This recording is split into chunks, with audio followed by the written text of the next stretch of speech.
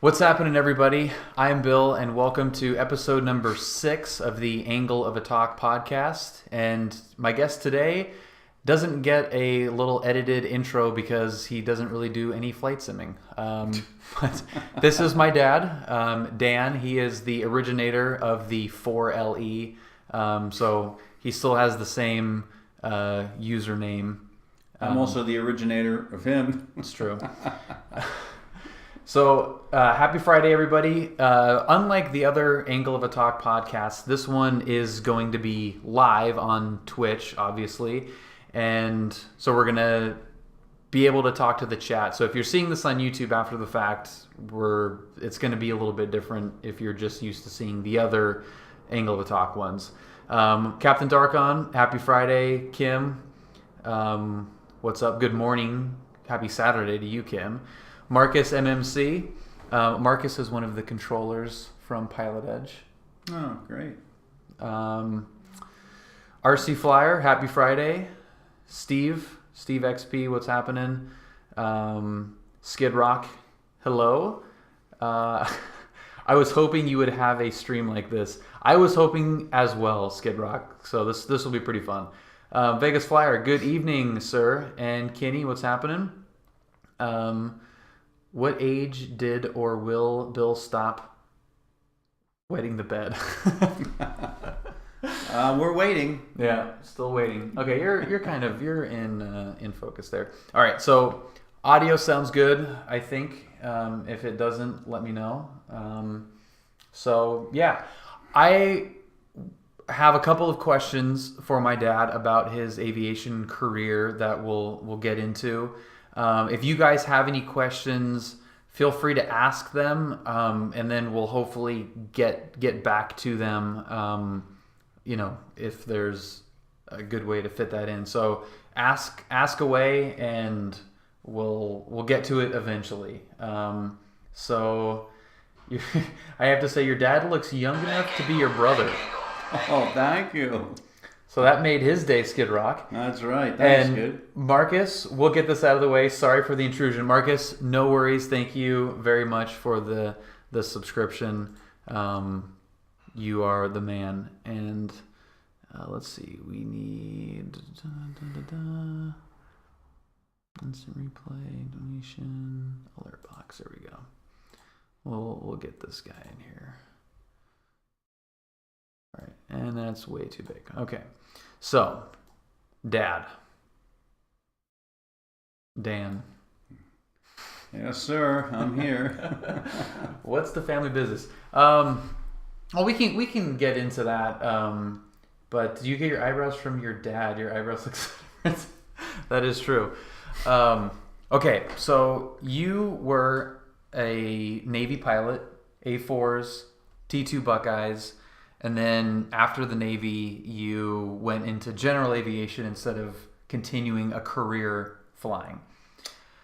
So that's just kind of that is the the Cliff Notes version of your flying.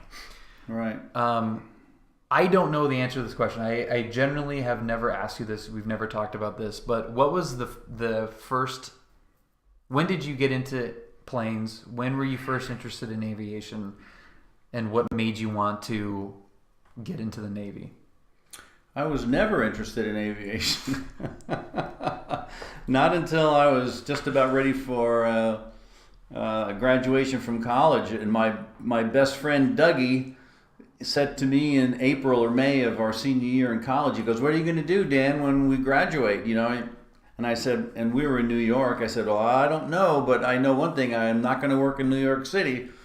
So he said, "Well, I'm going to join the Navy." I said, "You're going to join the Navy?" He says, "Yeah." And he shows me this brochure, and on the cover of the brochure showed a Navy newly commissioned ensign with a blonde on one side and a brunette on the other. And he says, "I'm going to be a naval officer." I said, "Wow." So he says, I said, "When are you going to do that?" He goes, "Oh, I'm going to take the tests this week." I said, "Well, I'll go with you. My father will flip," because my father had been in the Navy in World War II. I said, "He'll flip if I tell him I'm going to be in the Navy and I'm becoming an officer. That's cool." So we go down to Manhattan. We both take the tests. We hand our test papers in, and and it's like an aptitude test, right? Like a general aptitude test. It was. There was some aviation and nautical kinds of things in it, but yeah, it was basically just to see if you knew how to tie your own shoes, and you were smart enough for them to teach you what they wanted. But it was general. It was aviation. It was Navy. A little aviation, mostly just a generic. That's what I meant. General Navy. Right. Okay. Yeah. And they threw in some aviation stuff to see if there was any pilots in the making. Very little. So we had it was a 5-hour test. We both finished with raging headaches. He hands his paper in. I'm looking over his shoulder, and I'm seeing them scoring his paper, and it's not looking too good for my old buddy Dougie. So the person that took the evaluated the test, scoring it, said to him, "Well, Mr. Jansen, it's afraid you didn't quite measure up. We really appreciate you coming in." So he goes, "Oh man," he's got his brochure in his hand with the blonde and brunette pictures and the ensign. And he's going, "Oh." So he says, "Next." So I had my paper in, and I said, "Well, hey, I'm not sure I even want to give you this paper because my buddy Dougie didn't make it. It was his idea." So when they tested me, and checked mine out, and they said, "Well, hey, you did really well on this." I said, "I did?" He says, "Yeah." He says, "You should come back tomorrow and take the test for flight training." I said, "Flight training?" I had been in a Cessna 172 one time with my girlfriend's father flying the plane. He made three bad approaches to this little restaurant. God knows where that was before he finally got the plane on the ground. That was the only time I'd ever been in an airplane. Was he a commercial pilot or? No, God help us. No, I don't think so. So I said, "Well, I don't know if I want to be a pilot." God, I hadn't never thought of that. So he says, "Well, let me give you the brochure for the flight, aviation training." Well, the cover on the brochure was just like the one Dougie had, except it was a blonde, brunette, and redhead with the same ensign. I go, "Oh my God." So I went back and took the test, and before I knew it, I was in Pensacola going through OCS, Officer Candidate School, with Marine drill instructors, and for 3 months of basic military indoctrination, and then I went to Softly Field and started flying with the Navy. I mean, it was unbelievable. So you accidentally tested into being a Navy pilot? Yeah, pretty much so. I loved airplanes as a kid. I had all the models and all that stuff, but and the little balsa planes with the rubber band propellers, and I had all those things. So I liked airplanes like most kids did, but to have considered being a naval aviator, oh my goodness, no. So off I went to Pensacola. And prior to that, just so I knew a little something, I wasn't going immediately after graduation. So I got a job at Sunny South Aircraft in Fort Lauderdale, fueling up airplanes, working on the line. And I took a few, introductory lessons and tried to get at least a little bit of a feel for flying. I used to put gas in Arnold Palmer's jets, and and just saw all of the corporate aviation people and just the lifestyle that I had virtually no knowledge that even existed. And then I went into the Navy, and those drill instructors worked me over big time. Oh my God, I was so non-military. It wasn't even funny. I was on report all the time. But anyway, I managed to survive enough to go through the flight training, and I ate that up. I ate it up. It was just fantastic. Just really great. So that's how I got in. You talk about planning new. It was just the way things fell in place. It was just an amazing situation. So you went to school in New York. You took the test in New York. Right. When you you went into that just going like, I don't know what to do. I'm just going to take this test to get into the Navy, and you only picked the Navy because Dougie. Yeah, Dougie had the brochure. Not Dougie Godfrey. No, that's Okay. another guy. Different Dougie. Dougie Jansen. So only because Dougie Jansen had a Navy, if he had an Army brochure or a Marine brochure, you Yeah, I would may have been just- flying Hueys, I don't know. It could be. Or not any of it. I don't think the Army had brochures that were quite as good, and the marketing department for the Navy was very good. They knew exactly how to lure guys like me into the service. Steve asked, when is Bill joining the Navy? They tried. They did, yeah. The coach from Annapolis. We had the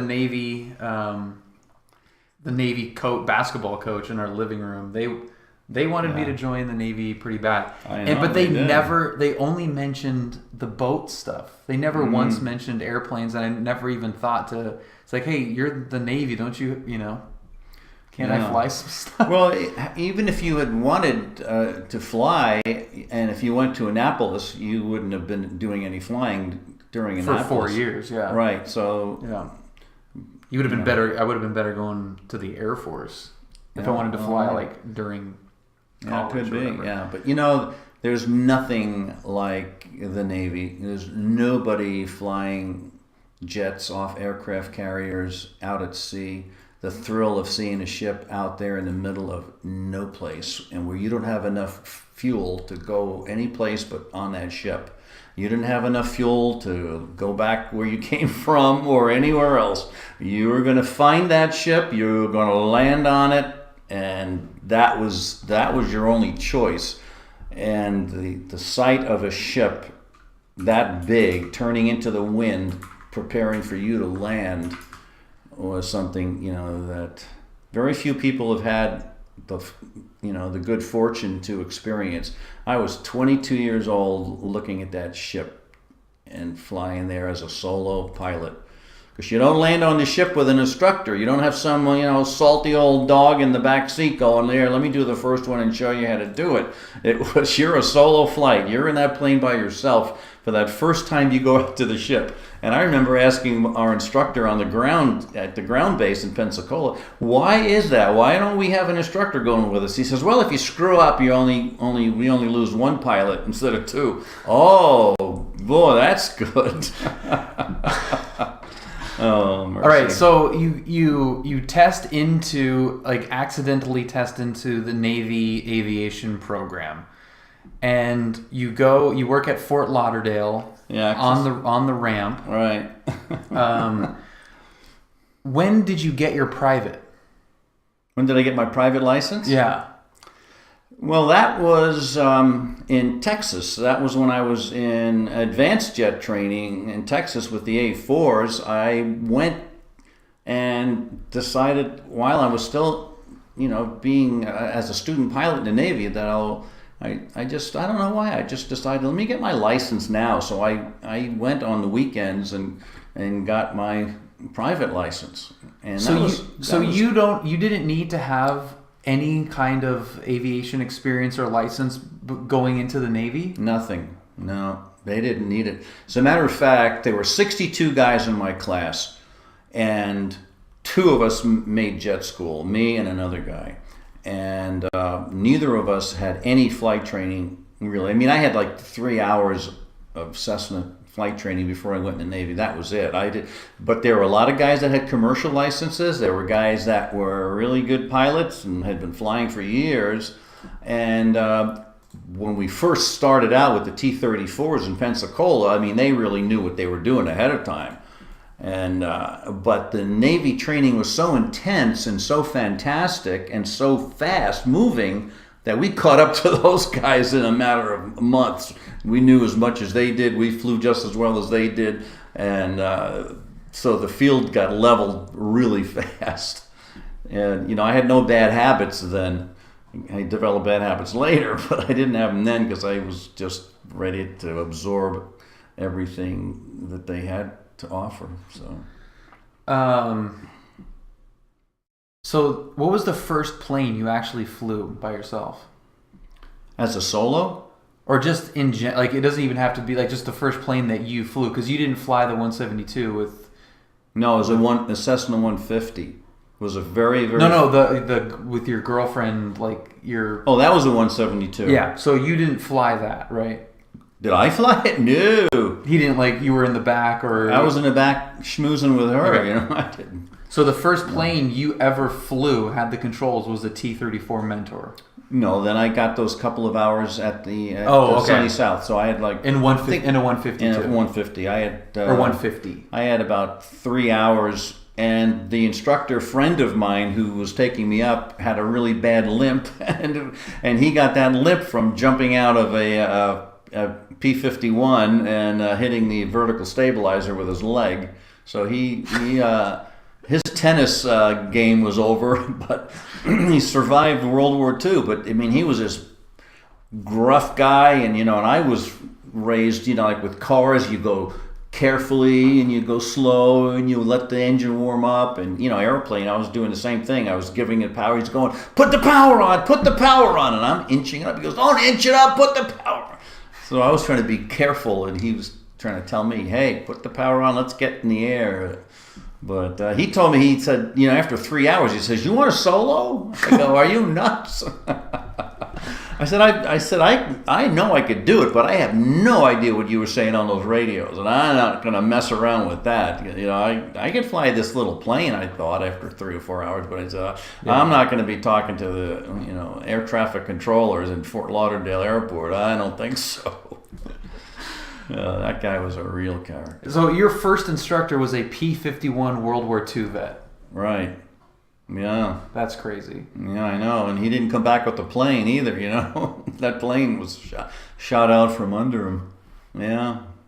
That's crazy. We had some pretty wild guys in flight school that, and just the old guys. So, yeah, absolutely. All right, so... You have 3 hours in a 150. Oh, Jesus, yeah. Then you go, you report to... Pensacola. And you go to OCS first? Right, yeah, it's AOCS. It's Aviation Officer Candidate School. Right. It's the same as OCS, but it's the aviation part is that you're designated to be a pilot. So in order for you to be commissioned as an officer... To get the blonde, brunette, and redhead on the brochure, you have to solo in a Navy plane before you can graduate from officer school. So you had to do that on top of the regular military stuff. Okay, so that's kind of when you... No, so you weren't even getting your private at that point. You were just flying the T4. No. You were just flying the T-34s. Oh yeah, because believe me, they had our attention.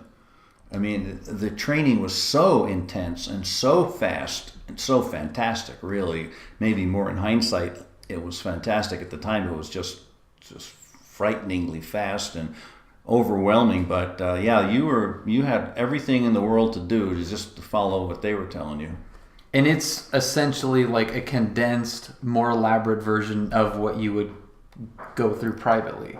Right, I mean, it's like weather and systems and regulations. It's all those same things, but there was such a high degree of expectation, and in terms of, you're 2 degrees off your heading, your instructor is going to whack you over the head with something. If you were 20 feet high or 20 feet low or off your heading or off anything, I mean, they'd be yelling at you. I mean, and then when I went in through instructor training, it was like, I'm sounding like these guys were yelling at me. I was doing the same thing. So you were an instructor as well. Yeah, right, with VT4, which was the carrier qualification squadron. Yeah. Okay. But anyway. Agent B7 asks, do they actually teach you commanding stuff, or is it mainly the flight training?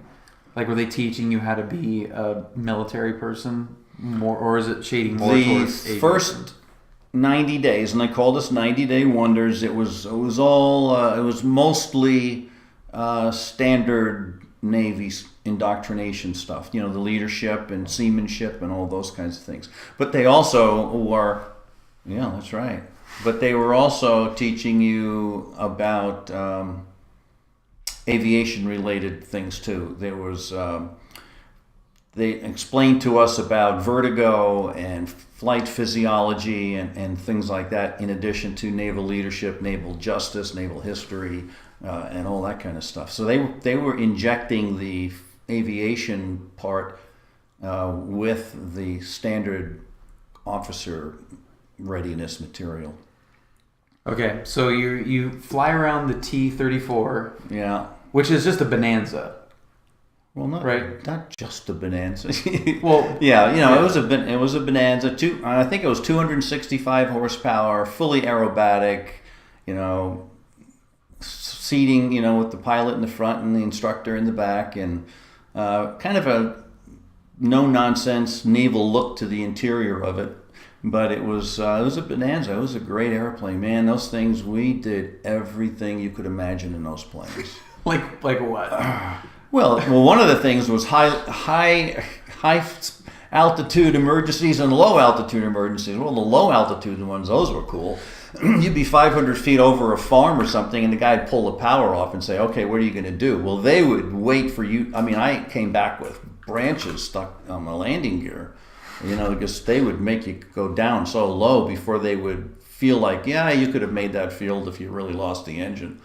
You take part of a tree off with the bottom of the plane. But they were great airplanes. They were a lot of fun. They taught you how to fly, and it's called a mentor because that's what it was doing. It was teaching you. It was a great plane, and I never had to buy any gas. It was really a great deal. So you would actually hit trees? Yeah, I hit a tree one time. Yeah, that doesn't happen too often, but it does. Like, what do you mean you hit a tree?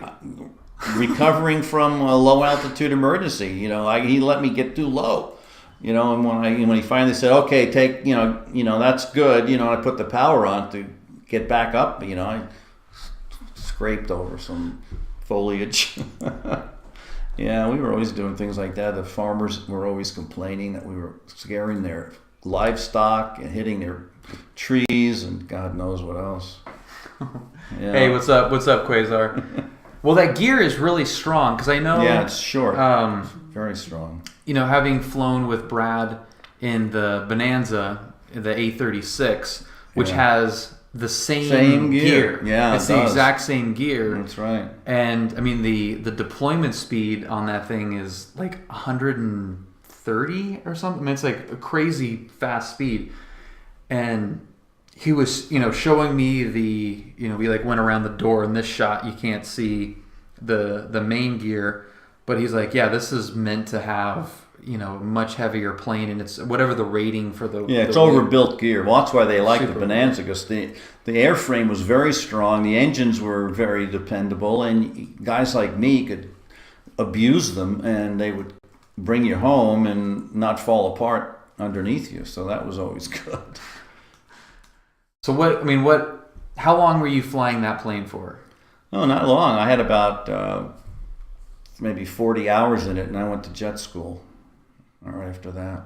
Well, 40 hours is still a lot of time to have fun. Oh, yeah. And one of the most fun days we had was when a storm came into Pensacola, and we were all the senior student pilots at that time, and they called us into the duty office and says, we're assigning each of you to an airplane, and we have assigned you to an airfield close by. We want you to take these planes and get them out of here before the storm hits and wrecks all the planes, because the hangars have all been maxed out with planes, and there's like another dozen planes that there's no room in the hangars. He says, we got to get them out of here. So I went to my friend, and I said, they got to be kidding, because we're not even sure if we could find those airfields, but give me the plane. It's like you're 9 years old and your father gives you his new Corvette and tells you, go drive it around, have a good time. So, oh God, the things we did with those planes. Like what would you mean?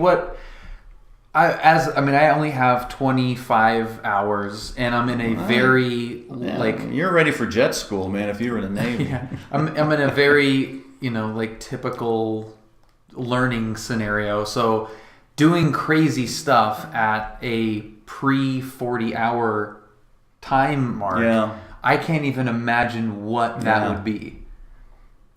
Yeah, well, you mean like what did we do? What maneuvers did you do? What would you consider to be crazy? We would go up. First of all, my one friend, I said, I'll meet you at this lake. I forget what lake it was in South Alabama. I said, I'll meet you around that lake. So I'm circling around the lake, and then I see him coming. He was like 5 o'clock Charlie from the old MASH shows. He was a terrible pilot. So he's flying by, and then, I would just go, I wonder what would happen if I opened up the canopy now. How fast will this plane go if I get it in a dive and full power? What happens if I just mash the rudder pedal in and see what happens? How many G's can you pull on this thing? There's not even a G meter. Let's just stick back anyway and see what happens. That's what we did. If I put left elevator, left aileron, and back stick and full rudder, what will the plane do? I mean, it was really good. I found out the plane will do strange stuff, but it'll keep flying. It was a lot of fun. Well, we did that in jets too. I mean, that was really bad though.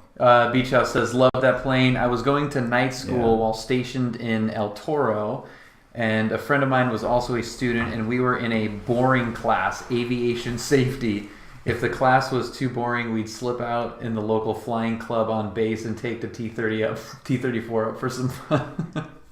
Yeah, well, that's kind of why I wanted to get my license ahead of time, just to do some slow flying, where you could just relax and just get in the air. That's really all I wanted to do. The speed part was really good, but he said the T-34, right? Yeah. We had 2 T-34s in the flying club at Kingsville, and we lost both planes to dual fatalities because guys that were already jet pilots were taking those T-34s out and just bending them and doing everything to them and putting them in, we could spin that thing all day long. And when you get a little rusty and you do it a little too low, and we lost both planes and 4 pilots, so they never put any more T-34s on the line for that flying club.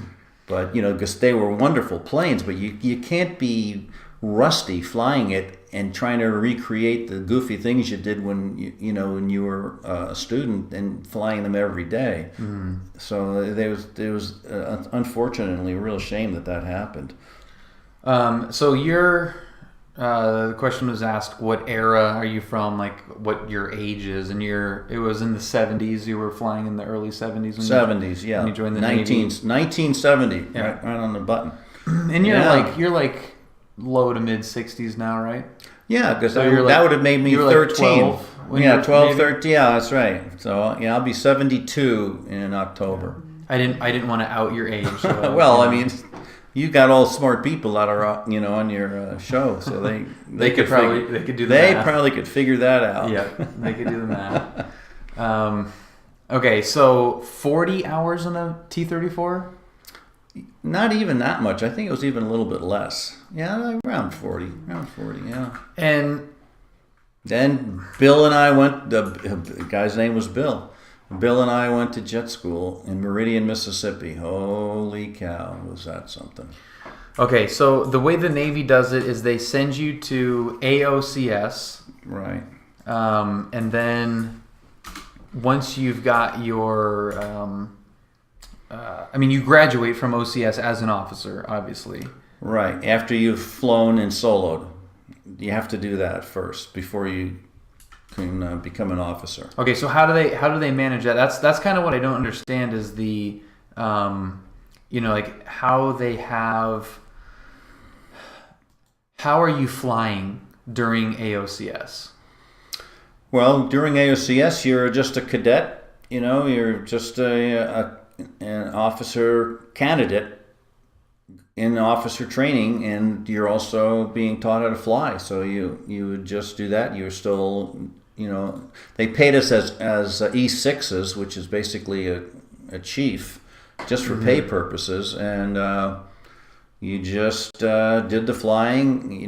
But you were treated like an officer. We were in the BOQ, Bachelor Officer Quarters. That was a lot nicer than where we had been, at the dormitory style facilities, at Pensacola. Yeah. And they really left you alone in terms of military bearing. They didn't give you grief about saluting and marching or any of that stuff.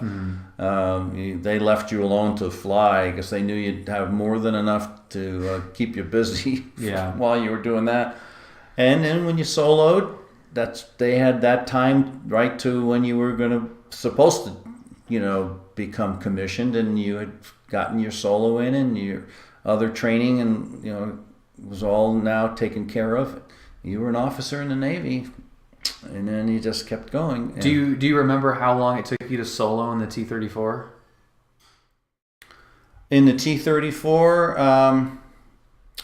I think it was on my 12th hop. So 12 hours, roughly? Well, they were hour and a half hops, so it's like 18 hours. 18 hours. Yeah, and off we went. And that was an exciting thing, because when your instructor that you'd had for those first 11 hops turned you over to what they called an off-wing instructor, who was just somebody that didn't know you, that would be more objective about how you were as a pilot. So you get some guy that you don't know who gets in the back of the plane, and you're nervous, and you know that you have to solo or you're not going to become commissioned. So that was like a major thing. You had to get this solo in. And when he takes you to this outlying field northwest of Pensacola, and he takes you to this other field, and when he makes you do a couple of touch and goes, and then he says, okay, bring this one around for a full stop. You go, okay, baby, get out of this plane. And then you knew you were in, because he was going to literally just hop out and wait for you to do a couple of touch and goes and come back and pick him up.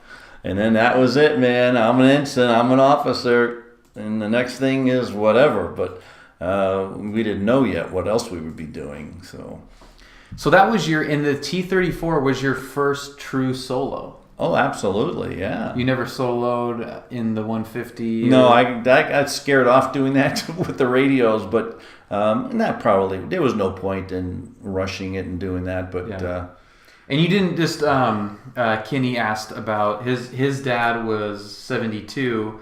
You weren't in Vietnam. You never saw combat. No, the war was de-escalating just at the time I was finishing up flight training, and it was just the way that went. And then they cut a lot of student pilots out of the program, because we had the flight program was designed to generate X number of pilots, funneling them to Vietnam in one capacity or another. So once the war started to de-escalate and they needed fewer and fewer pilots, they started cutting everything back, and they cut the student pilot way back and kept it like that. My nephew, 25 years, literally to the weekend, when he graduated from OCS in Pensacola, not part of aviation, but he ended up being a Navy SEAL. There were in his class, I think, 2 or 3 pilots in his class of 30. Only a couple of the guys were there to become pilots. In my group, we had 62, and everybody was going to be either a front seat or back seat pilot or a radar intercept officer. There was no other branch of the service that we were there training for. So you could just see that we went from 62 pilot trainees, when I was going through, to 2. So, and it's like that now too. They're very tough. They would not have taken me if I were trying to get into the Navy now with virtually identical qualifications. They would never have accepted me, because they're taking guys that were already seasoned aviators. Yeah. So I was lucky, and I could fly the plane. I was meant to do that. It was great. Oh, man. Kenny says, still served. On behalf of the chat, thank you for your service. Oh, you're welcome. I had the best time ever. Mermaz, what's happening? Tan Man. Mermaz says, hi, my brother-in-law retired from flying C-130 Spec Ops out of Pensacola a few years back. Those are sweet. Yeah. Okay, so you solo in the T-34. Was that kind of like the end of your That was it, yeah. Once you finished, Once you soloed in that plane, you never sat in the T-34 again. Oh, no. Every once in a while, it didn't happen to me, but they would have guys like me give introductory flights to college seniors to get them drawn into the web of naval aviation, and they would have you flying them around. But I never did that. So that was pretty much it for me in a T-34. So you never actually did go into the T-34 after that? Pretty much. I don't think I ever did. No. No. Once you go jets, though, oh my God. All right. So there's not really much motivation to fly a T-34. As sweet as it was. Oh, yeah, man. I mean, I was just it was curious, like it would have been fun. Like just the progression, because that is the part of your flying background that I'm just not. We've never talked about, so I have no idea what. Yeah. What planes you flew when and for how long, and I just kind of knew from it's like I get I've probably heard 85% of your stories, but that's 15%, man.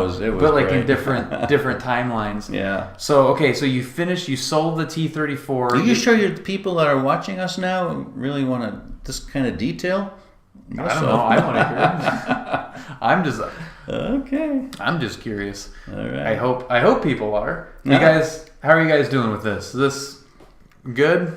Yawn. Yes, bring it on. All right. Thanks, Vegas Flyer. Closest I ever got to flying military jets were FA-18 sims on base. Yeah, those military sims are crazy. More detail, the better. All of them. All of the details. Okay. So you drop the mic on the T-34, and you get sent off to Meridian, Mississippi. For the jet school, right? Just the two of us, right? Two of you out of everyone in that class, right. Only two of you got sent to jets. Right. Where'd the rest of them go? Well, a lot of them didn't go anyplace. I'll tell you where they went. They went home, which was terrible because there wasn't... you don't seem to... Meridian. Yeah. Meridian, Mississippi. Oh, God. Quasar, thank you so much for the subscription. 7 months, man. Quasar, thank you, sir. What was 7 months?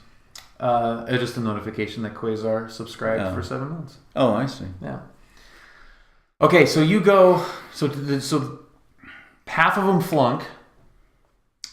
Yeah, they flunked, and it's not like they flunked and they went on ships or something. They were sent home. They got kicked out of the Navy, essentially. Yeah, and now that probably wouldn't have happened if the war was still raging. They would have found other things. Put them to work somehow.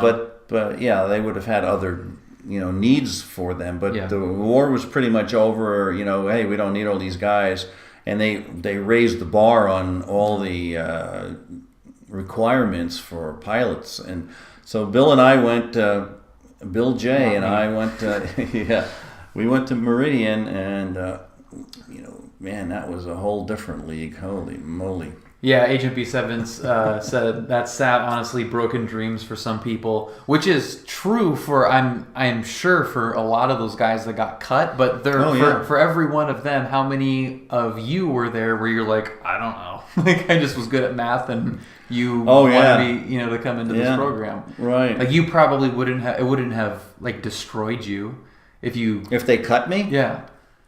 I wouldn't have been too happy because I liked that stuff, man. Did you? Once I was there, once you tried it, I like putting that helmet on and having them carry my helmet and my flight bag to the plane, and hook me into the ejection seat and get the navcom going and the oxygen. We're watching all that stuff. So just so you guys know, I'm just pulling random YouTube videos of these planes, kind of as we're talking about them. Yeah, and they're awesome. I mean, this looks cool, and I can just picture you in, I've obviously seen pictures of you. Like, look at this guy doing a barrel roll over this cloud. Roll. Oh my God. Well, the one flight that I'll never forget was the spin hop flying jets, and well, I like. Can I tell that? Yeah, but I want to hear about before we get to that because I forgot it. Yeah, story. That is a cool one. So you get to Meridian, Mississippi, which is where this base and this news McCain footage. Field, named after John McCain's father. Oh. Yeah, and John McCain's father and grandfather were the only father and son admirals on active duty in World War II. A little bit of trivia there. So that you're going into jet school, obviously. You get to Meridian, Mississippi. Yeah. What's like was there a moment where you're like, holy crap, I'm flying, like I'm in jet school? Oh yeah, like I thought for sure they made a mistake because that place was alive with activity, and the jets were coming, and just everything that we did was just so cool. The training that we got was fabulous. They would have all the systems of the jet in these different rooms, and they have a landing gear that came down right in a classroom, and you would see every cable and every. We just saw that.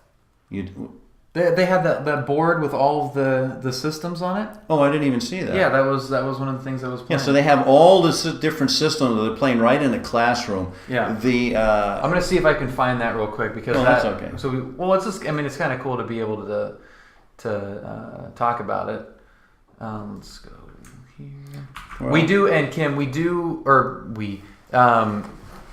you do have pictures, but just not that many of them of the jet stuff, right? I mean, was kind of a while ago, so there wasn't taking pictures wasn't. They didn't have. They hadn't invented cameras yet, so yeah. I mean. It was one of the maybe was it? I think it was this one. I think this is the video here. Okay, so just 5 more seconds. Hey, what's up, Ernie? Tech, what's happening? What did I say? Ing? Oh yeah. Should change. Should probably update that. All right. So this is jet school, right? Yeah. Well, what they're doing is learning to fly the meatball down right there, and that's at the Meridian too. This is all at Meridian. I'm trying to think. Hey Verity, what's happening? Happy Friday. I'm not sure I think that might have been Pensacola, that particular shot, and that's the Lexington, Lady Lex. And you've landed on that, right? Oh God, yeah. That exact boat. That ship, that boat, right? Yep, several hundred times. That's so freaking awesome. I know. That is so freaking awesome. And man, I tell you what, that is serious stuff because there are some times where I probably shouldn't be here. Yeah, which I want to. Kind of take this chronologically as much as we can because the only reason why is I don't want to forget anything or miss anything. Here, this is the board. Boy, right? Is that old footage because that was an F9 Cougar that they were landing. Those things are like Model Ts. Oh yeah, that's all that stuff. Yeah, that's it. You were probably in this room. You were. I could have been. You could have been right there. Oh, but that's all the systems. No, that's just some of the systems. Oh, yeah. Yeah, that's right. And this guy's going, okay, I'm an enlisted guy. I'm going to have to talk to you flunky officers and teach you how to do this stuff. So we have the panel here. Yeah, and it shows all the internal systems and all the connections. Yeah, I don't know if my mouse is showing it. It may not be. Let's see. What was your rank when you left the Navy? Lieutenant. 03, yeah. So we have the avionics here and on the left side, and then what is these fuel? Is this fuel up here?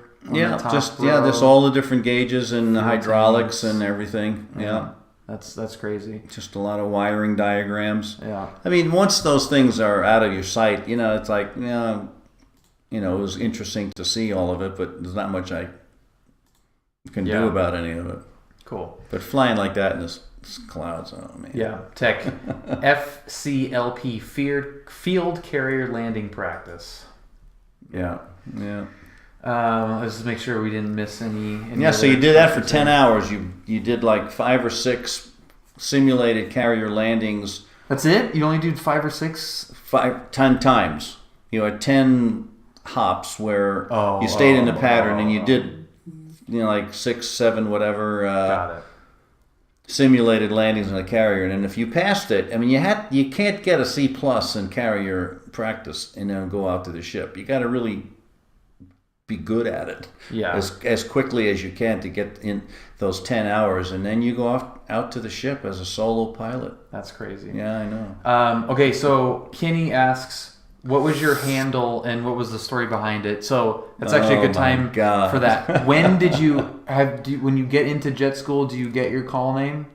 Your call sign? No, that was later. Later, okay. Yeah. So Kenny, we'll get to that in a little bit. Well, do you want to just spoiler alert it and just say what it was? Yeah, mine was Hoops. Yeah. And there's a terribly long story about that, but basically that was Hoops. Okay. We might get to the terribly long story.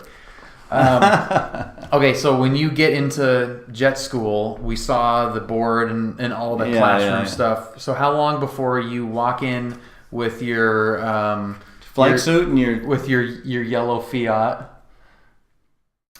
Oh well, what do you mean walked in with my yellow? Well, I mean you drove you had the Fiat at the time, right? Yeah, my little Fiat. So you go to Mississippi in your Fiat and you get out of the car. From the moment you pulled into Meridian to flying the T2, how long did that take? I don't remember really. Not too long. Like about a month. They had a hop called a frost burner, which was that you had gotten far enough into the program where they let you start the engines.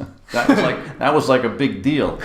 And when it was cold and frosty in Mississippi, which was a winter type weather system, they would have jets facing tail to tail, and with the student pilots running the engines up, and the pilots and the planes that were going to fly at that time would taxi between the engines of the two planes. They would de-ice you with the thrust from other jets. Right. Well, that was the deal. And what's that called? Frost burner. It should have been called insanity or suicide mission or something, because the XO of our squadron, I watched him crash, having done that. Watched him crash right in the ground. From not properly de-icing? Well, they properly de-iced him, and the guy that was in the plane with him that survived drove me to the airport that morning. And my car, with my little Fiat, didn't start, and this guy took me. He had a kind of a muscle car, Chevelle, and the bachelor quarters to the flight line was a couple of miles, all on the base. The base, these bases are huge. It's several square miles.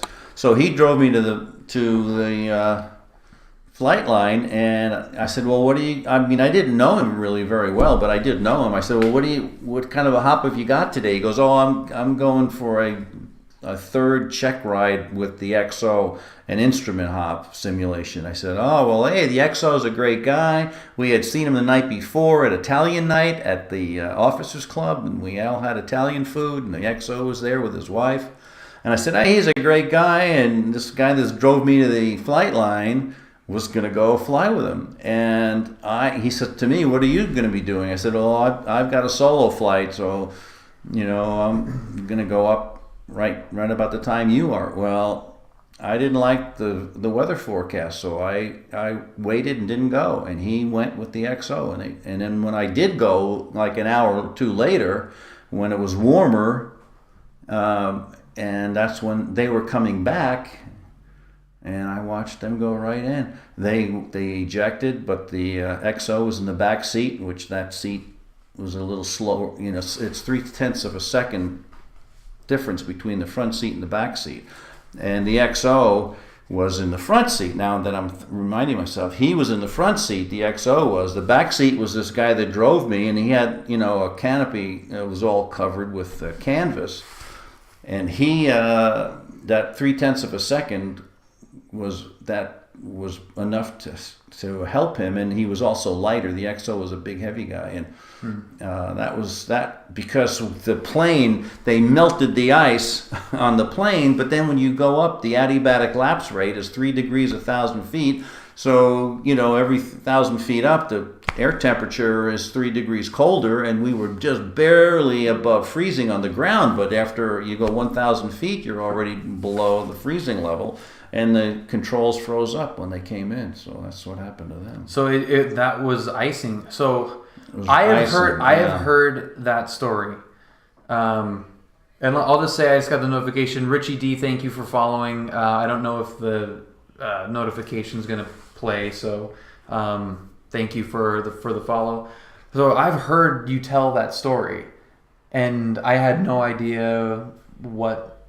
I mean, I wouldn't have known even if you told me at the time, but knowing now, I mean, so they were flying into clouds where there were it wasn't as much as the flying into clouds. The temperature was just a little above freezing. The frost burners melted off the ice that had formed over the night, and so it melted it. They taxi out, and that adiabatic lapse rate, 3 degrees 1,000 feet, they only had to go up 1,000 feet, and they were already back to freezing temperatures. Because they were on an instrument flight, it was all very easy, careful maneuvering, so the control surfaces didn't really get any full extension, because you're kind of babying it to stay, flying the instruments. If I had flown when they did, I probably would have been fine, because I would have, as a solo, I would have been ramming that thing all over the place, and it wouldn't have mattered. The accumulated frost from the night before was melted, but not removed from the plane. So it was not just frost. Liquefied it. And so by the time they took off, it started to freeze. When they got up to 1,000 feet, they were back into freezing conditions. Okay.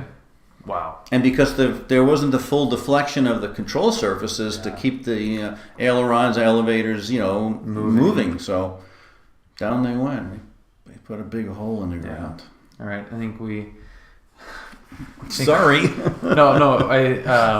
I know what happened. We're on slightly different... hang on here. We'll get this thing back up. Okay, what happened? First time using this setup, so... No problem. Okay, so that is terrifying. Obviously, there's no de-icing, no anti-icing on those planes. It wouldn't have mattered in that, but it also wouldn't have mattered. So there's you can't fly into known icing. Right. But they had no boots or any internal systems for ice. Bubonic Chronic, what's happening? Happy Friday. But in that case, it wouldn't have mattered because it was the control surfaces that froze. Right. The de-icing process wasn't thorough enough. Right. Exactly. That's crazy. Yeah. Is any of this footage bringing back memories? Oh yeah, absolutely. I mean, this is your plane right there, right? I mean, that's right. And it was a T2 Buckeye. It was a T2C Charlie. They were brand new planes. It was just like, it smelled like your father's new car when you got in it. It was brand new. Oh, those guys were good. The pilots from only a few years prior that were flying the A model, which was a single engine, and we had the C model was a twin. Those guys carrier qualified in that same basic aircraft with a single engine. I don't know how every one of those guys didn't crash, because they were so underpowered and going out to the ship and not having instantaneous like go around power. Well, not to go around, but just to check your rate of descent. You get rudder shaker if you're approaching a stall. Your rudder pedals shake like this, scares the hell out of you. But it's supposed to scare the hell out of you. But when you put the power back on, the T2C, the power was there immediately. The T2A with the one engine was like, oh, you want me to go a little faster? Oh, I don't think so. So you had to really watch it. So the T2C was a great plane. Some of them were bent though, because they use them for spin hops, and they bent the hell out of them. Well, that's what I was gonna ask, because the planes that you were flying, the T2Cs, were brand new. Yeah. But some of them were not in factory fresh condition. No, because they bent them right away. They had several of them for spin hops, and when I was ready for my spin hop, explain what that is. Like, what is a spin hop? And why were they bent? Okay.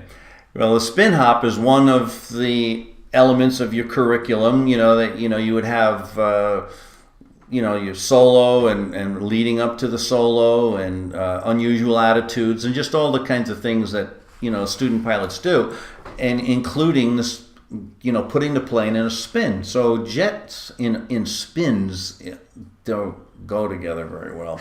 So but I didn't know that. I was still a student. What did I know? I just wanted the box checked that I had the spin hop taken off. So I went to the duty officer and said, well, where's my instructor, sir? And he says, well, your instructor is not going to be making it today. He's sick.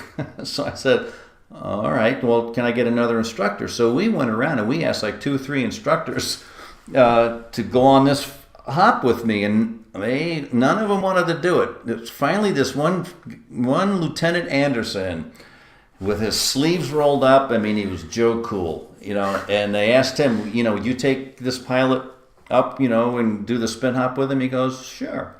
So he says to me, you know how to, the procedures for a spin? I said, yes, sir. He goes, what are they? I said, well, we'll go up to our designated altitude, sir. I'll pull the power back, speed brakes out, slow the plane from 350 to 180, raise the nose to put the full left rudder in and hold it back, and I said, and then count the revolutions, neutralize the rudder pedals, and whatever else I had to do. He says, forget all of that. He says, I'll show you how to get out of a spin.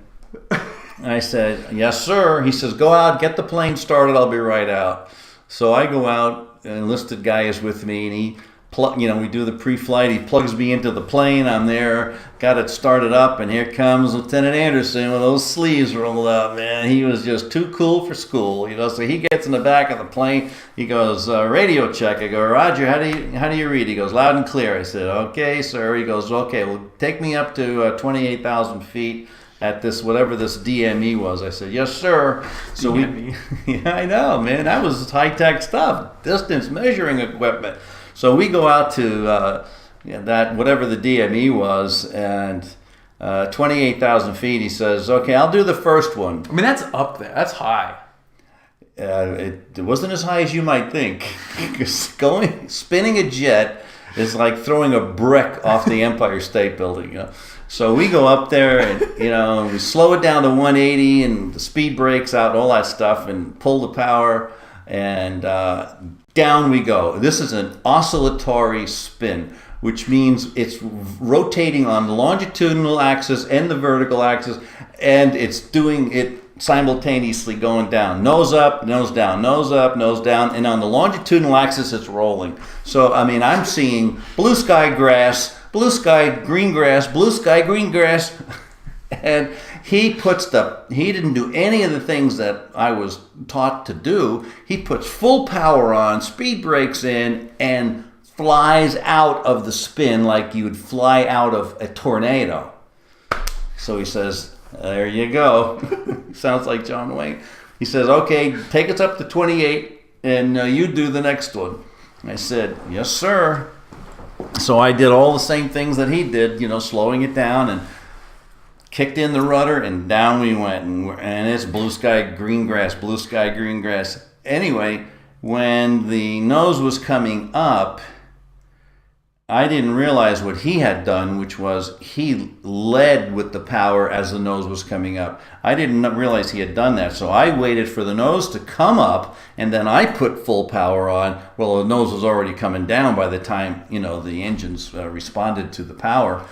And which takes it takes a little bit. Well, right? It takes like 4 seconds, which is really good in a jet, that it's up full power in 1, 2, 3, 4. That's really good. Yeah, that's why I'm saying those single engine guys where it's like 19, 20, 21, and it's like, oh, okay. Yeah. So the nose was already up, and I put the power on, and it was going down and rotating. So I ended up doing an aileron roll out of this imaginary cyclone that we were in, and he goes, not bad. He says, next time lead the nose up. I go, no kidding, Jack. So you did it wrong and ended up doing something even cooler. Oh, I was much cooler. He loved it. He thought that was the greatest thing in the world. That I did an aileron roll out instead of the sissy way of neutralizing the rudders, and waiting for everything to settle down. No, we didn't settle down. It was full power and out. So you were in a what do you call that? Like 2-axis oscillatory full spin in a jet and aileron rolled power out of it. Right. And I was just doing what seemed natural to me. Yeah. So these planes, though, even though they were relatively new, or very new. Oh, I know what that is. That's gunnery practice. Even though they were relatively new, they were already bent because the ball was out. You know, when you read your gripe sheet, you would. The last pilot would say, "Yeah, it's got gripe sheet. It's got 3 degrees rudder, ball out. So just know that you're gonna have to fly it, with the ball out. It doesn't. There's no way to correct it. The airframe is bent." Yeah, and Kim says, in the meantime, the plane comes out looking like a corkscrew. Oh man, that Anderson, he was really cool though. Mr. Sleeves Up. Can you make me like a glossary? Oh, and by the way, those other pilots that were all mysteriously ill, they didn't want to do those flights. They didn't want to do the hop. That's why my instructor called in sick. He didn't want to do because those planes don't always come out of those spins. None of these guys wanted to do it. That was why they all were saying that they weren't available. They were available. My instructor wasn't suddenly, sick. He just didn't want to do that flight. That was one of the best flights I ever had. It was a flight that those guys were trying to avoid. What was I going to... I was just going to ask something. Crap, I can't remember what it was. Anyway, so that's just so ridiculous. Oh yeah, the glossary. Can you make a glossary of all the Navy terms for things that exist in regular aviation, like civilian aviation? Because gripe sheet sounds way better than like squawk sheet. Oh yeah, I'd have to really think about it because it's been a long time. But I probably could do that. Yeah, it wouldn't be that hard. Iron Condor Simulations, thank you for the host. Welcome everybody from Iron Condor Simulations. Welcome everybody. And yes, Airplane Man, thank you for reminding me of that. Let's see, best write-up that I ever saw and not PC at all was a buddy wrote up our fire control computer as having queertrons in it. MX wrote it off as queertrons removed. That's hilarious. All right, so was it the spin that was actually bending the airframe, or was it the recovery of the spin? Well, or both. It was both. And it depends on how you recover too. If you recover violently, or if you recover, carefully, and you could be more gentle with the plane. I think if we bought those airplanes and were flying our own airplanes, we probably would have been much more careful with them. But we didn't care. We'd pull G's until our oxygen masks were down by our navels, and just see how hard we can pull the stick back before we gray out. Well, we're starting to approach the stories that I know that I've heard before. Are you sure I'm not too long here? Because I don't want to be too chatty. How are you guys doing? You guys holding up? I think everyone's like getting their refill. How are you on your mug of wine? Oh, my coffee? Yeah, do you need a little bit? No, I'm fine, thank you. Okay, we're good. I would like to tell him a story about that Admiral that I flew. Well, I want to get to the carrier stuff first, though. So my dad is very, very new to this whole thing. So he's like, people are going to be watching and like typing things. So if everyone, I get a quick refill here. Everybody that's watching that has access to a keyboard, just like say hi, Dad. Look right here, and you can see everyone that's watching. So they'll just start popping up over here. Well, golly, man, look at all that stuff. You guys are awesome. Thank you all for your interest in aviation, and my son's passion here. You guys share is really something. So I don't know what Bill was running out of. I guess that's the Nimitz there. The picture in the. Are they seeing the Nimitz back there? Yeah. Man, I'd put some rubber on the deck of that thing. That looks big. It looks big when you're coming in and when you're low like that. When you're 20,000 feet, the Nimitz doesn't look that big. It scares the hell out of you when you realize that you're going to land on it. Oh my God! So you were a lieutenant. Yeah. So you were Lieutenant Dan. Lieutenant Dan. That's right. I never knew that. I never figured Lieutenant Dan. Lieutenant Dan. That's right. All right. You want a little more Chianti? Yeah. Okay. Thank you. Siamo. Okay, that's plenty. Thank you. All right, so carrier is a perfect segue into the first time you landed on a freaking aircraft carrier. Yeah. You want me to tell that story? Yeah, So you have the field carrier landings that you have to practice with. Right. How big of a change was that? Like the first day of doing that, how did that compare to what you had done before? Like, was it that big of a deal? Obviously, you're still on the same airfield. Was it noticeably more challenging? Like when I do short field, it's more mentally exhausting and more difficult than regular. Yeah, it's the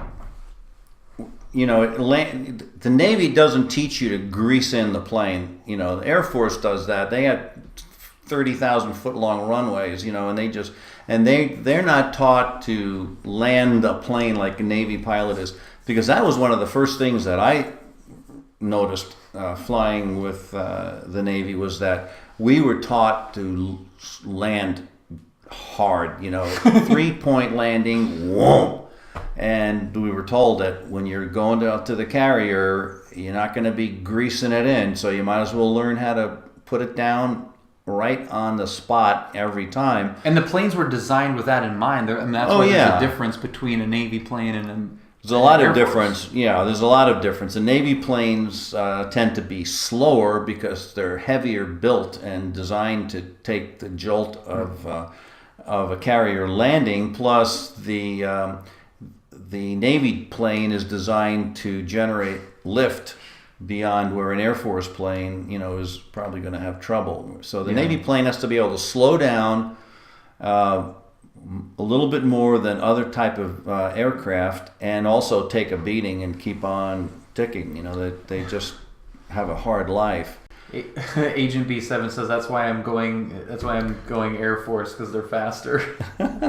Well, they're not. They're not faster anymore. Marine pilots would just pick a spot and nose into it.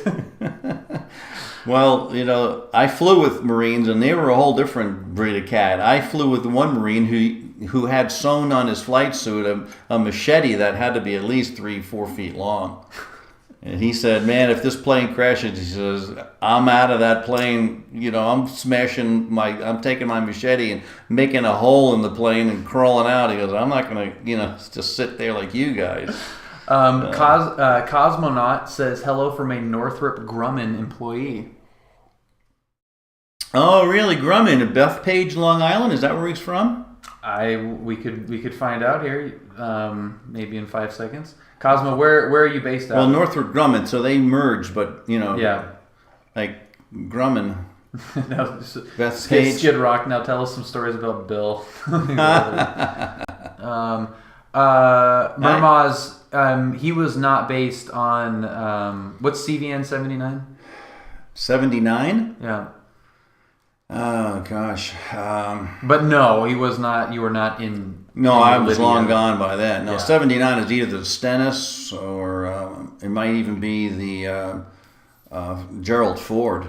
So that's one of the new ones. The Beach House says, "I've watched a lot of Twitch streams, but this is by far the best." No, my favorite person. Yeah. Thank you. Yeah. Well, let me tell you my story real quick about landing on a carrier.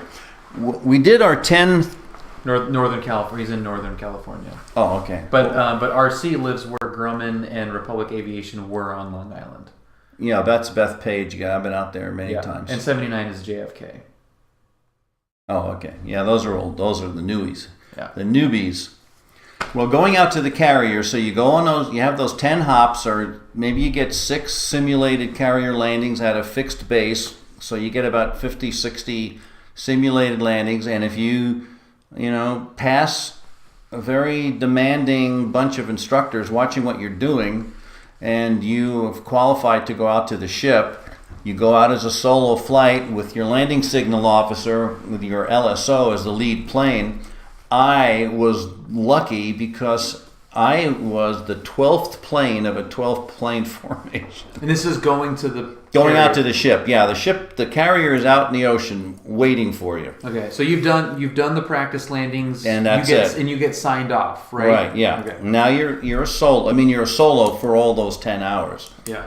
And then you continue as a solo going out to the ship. So I'm the 12th plane. We marshal, and the lead plane goes, and then every 1,000 feet another plane on left and right sides of the runway. So I'm the last guy. So normally with a flight of 12 planes, we'd make a rendezvous turn, like the lead plane would get into a big circle at a 30-degree angle of bank, and the other planes would all marshal up and rendezvous with him, and they'd collect the flight, and then they'd go off. Well, when you're flying out to the ship over the ocean, you don't want to waste fuel going in a circle and collecting the flight, so you just head out, and the planes 2, 3, 4, and so on all catch up to the lead plane as they're all heading to the ship. There's no circle and wasted time. Well, I'm the 12th guy, so there's 4 planes in the, I don't know if they can see me, 4 planes in the front, there's 4 planes to the left, and there's 4 planes to the right, and I'm the 4th plane of the 3rd group. Now, nobody knows I'm alive because I'm the last guy. So they're all flying together, trying to be really careful. And this is all T2s. All T2s, yeah. And I'm just doing this, because, I'm looking down at the ships and the fishing boats and going, oh my God. I opened up the visor on my helmet and angled my rearview mirror down to see me. I said, I can't believe I'm doing this. This is totally crazy. So, and I really felt like that. I said, this is too much this is too great. I can't believe these guys are letting me do this with this nice airplane. And these are the kind of new T2s, right? These are brand new T2Cs, yeah, T2 Charlie. So we're heading out, and whatever altitude we were, probably about 20,000 feet. And I'm, again, just on my own at the end of the line there, and I'm looking down, and I go, what the heck kind of a boat is that down there? And just as I was saying that, the lead plane, our LSO, says, Lexington, Navy Jet 123, flight of 12 for landing. And that ship was the Lexington. And I starts to turn into the wind, making a big hook. I could see the engines and the froth of the water and the wake it was making, and it turns into the wind, and we make a descending left turn down to the ship. Well, if you can imagine, it's an aeroplane, right? The plane is flat. So here's the lead group, here's the second group, and here's the third group, and I'm the last guy in the third group. Well, just imagine when you make a descending turn, I'm going up. And it's not the lead plane's going down, but I am over here, and I'm actually climbing up to maintain my position with the flight. And I'm looking down at 11 jets that are all like 5 feet away from me. We pull our fuel tanks to dump any fuel we have on the tip tanks. And down we go in an orbiting pattern going down to the ship. And then we broke up into single file and went over the ship and did 2 touch and goes. And then we did 4 arrested landings on the ship.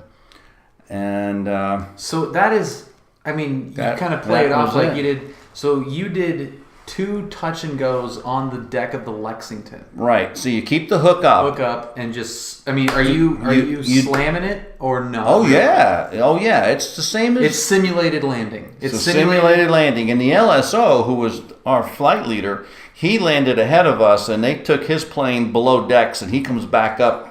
And he stands there with the other LSOs. There's like 5 of them. Which is an LSO is a landing signal officer. Right. And then the 11 chicks that were with him come in one at a time, Is that what they call? Like, did they call them? Yeah, there's all kinds of things like that. You know, 11 chicks coming into roost. You know, and so we did the first two, slam it down.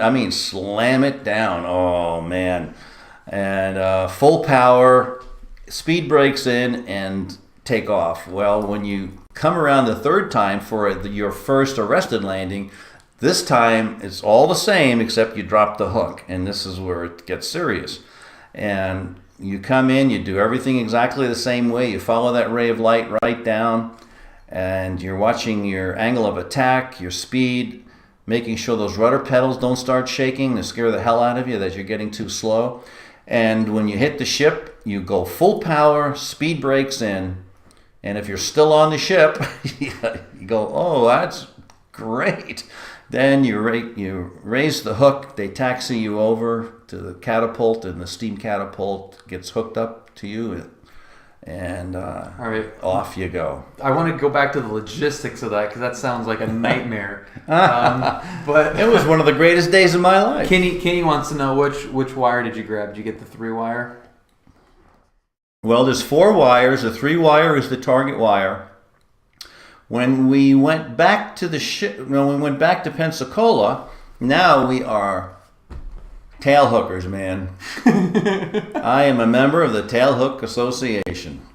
To this day, I am. That's so cool. Yeah, I mean, I've never walked the same from that day on. I mean, everybody had a swagger. You know, man, I landed on the ship, or known as I hit the boat. Well, that's amazing. Hit the boat. Oh, she never said ship. So cool. Hit the boat. It's those surface craft pukes that call it a ship. You know, pilots are above that stuff. You know, it's a boat.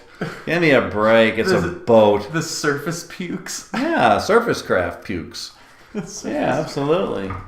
So what was your question? What wire did you hit? Oh, the wire. Glad you asked. So our LSO gets us all back. They don't tell you as you're doing it. No. You have no idea how you did either. Mm-hmm. Because you grab a hook and you drag it across the deck of the ship. You don't know which one it was. So after we had already been to the officers' club for a little celebration, then we debriefed. A few mugs of wine. Yes. Then the LSO says to us, he says, I'll bet you guys a bottle of scotch. You know, I'm 22. I want a bottle of scotch like I want a hit on the head, right? So he said, I'll bet you a bottle of scotch for any of you guys that hit 3 out of 4 3-wires. 3 out of 4. 3 out of the 4 arrested landings. Yeah, if you hit the target wire 3 out of the 4 times. Mm-hmm. So this friend of mine, Ron, was sitting right next to me, and I go, "Hey, Ron, you know the LSO's a good guy. You know, I have no idea how I did. Let's bet him. You know, give him a bottle of scotch. That's great." So he and I both raise our hands. We'll bet you that we had 3 out of 4. He says, "Anybody else?" Nobody else raised their hand. He looks at us and he goes, "I'll be goddamn." Don't tell me. He says, "4LE, you got 3 out of 4. Ron, you got 4 out of 4. And the rest of you squids didn't do as well. You guys were the only 2 that bet him and the only 2 that did it." Can you believe it? Ron and I go, "What?" It was great. And once they saw I was good at that, I could land on that ship. That's all there was to it. And then they, that's hilarious. When they started cutting people, they put me in with the VT4, which was training guys to do that same thing. Because I could do it. I could put that thing on the ship, man. It was really wicked. That was that thing. So yeah. So going back to the logistics of that first landing. Yeah. They obviously have you spaced out a certain.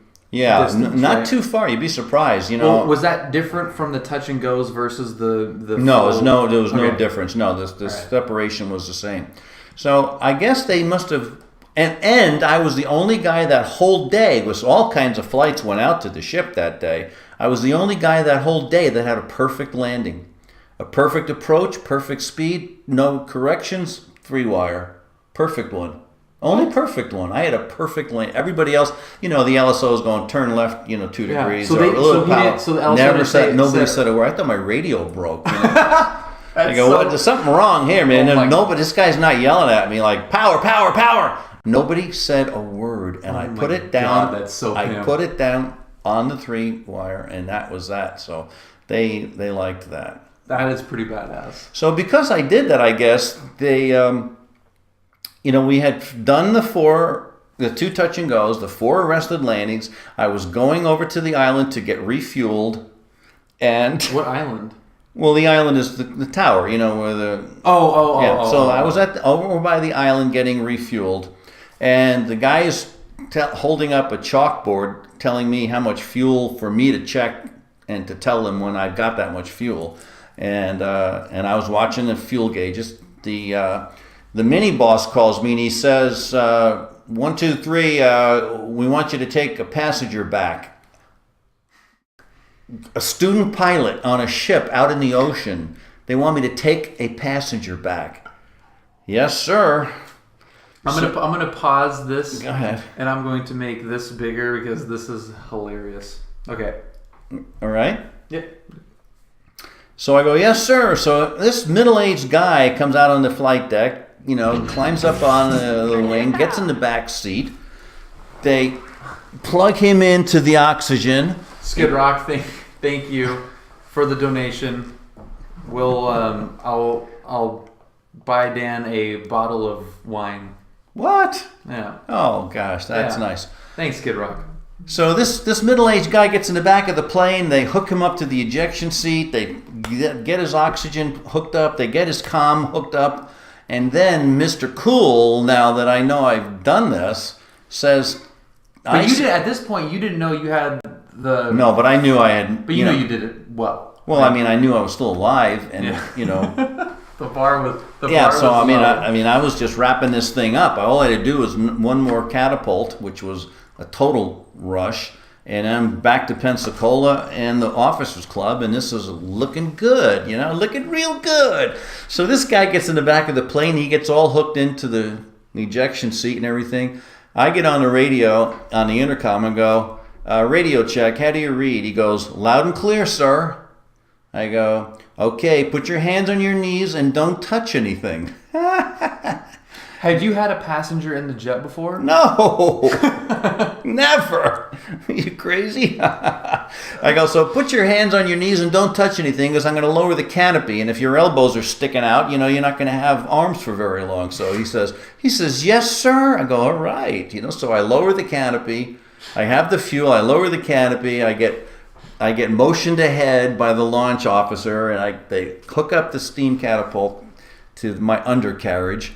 And off I go with Grandpa in the back seat. And we just took off. And now the other guys, because they took so long with me being the last guy anyway, I was the last guy all day. So now I'm still the last guy, but now they make me wait longer to get this guy in the back of my plane. So you say Grandpa, he was an older guy. Just, he's probably maybe he was 50. Okay. All right. Yeah, the term... You were 22 and he was 50. Right. Yeah. Right. So the other 10 guys... Now, the LSO was still on board.